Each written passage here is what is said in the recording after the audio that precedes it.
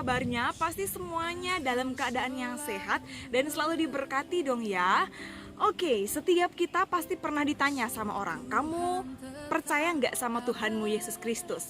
Dengan spontan kita menjawab, aku percaya.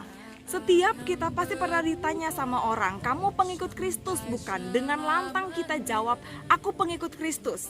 Nah, saudara-saudaraku, kalau kita mengaku bahwa kita ini adalah orang-orang yang percaya sama Yesus Kristus, kita ini adalah pengikut Yesus Kristus, berarti pengakuan kita jangan hanya sampai di batas bibir mulut kita saja. Namun kita harus hubungkan dengan hati kita aplikasikan sejalan dengan kehidupan kita. Mari sama-sama kita belajar dalam Yeremia 17 ayatnya yang ke-7. Saya ulangi, Yeremia 17 ayatnya yang ke-7. Firman Allah berkata bahwa diberkatilah orang yang mengandalkan Tuhan dan yang menaruh harapannya hanya kepada Tuhan.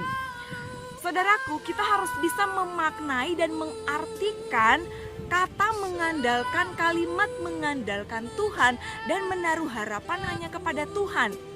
Artinya bahwa orang yang mengandalkan Tuhan, orang yang menaruh harapan hanya kepada Tuhan adalah orang-orang yang benar-benar percaya sama Tuhan.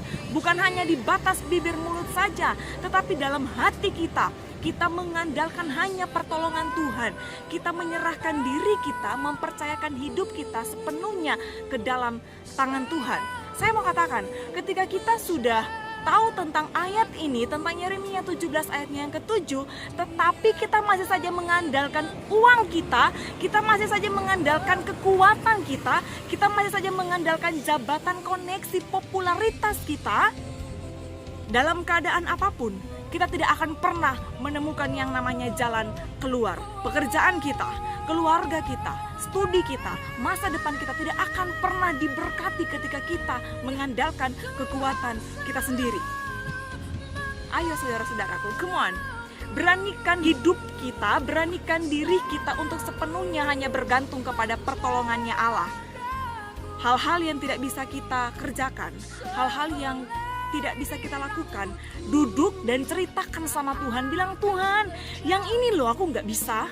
Tuhan, yang ini loh aku gak tahu mau bagaimana, jalannya buntu Tuhan. Disitulah pertolongan Allah terjadi. Hal-hal yang tidak bisa kita lakukan, Allah kerjakan. Ingat saudaraku, ingat dan ingat, kita menyembah Allah yang dapat mengubah yang tidak mungkin menjadi mungkin, dapat mengubah yang mustahil menjadi nyata.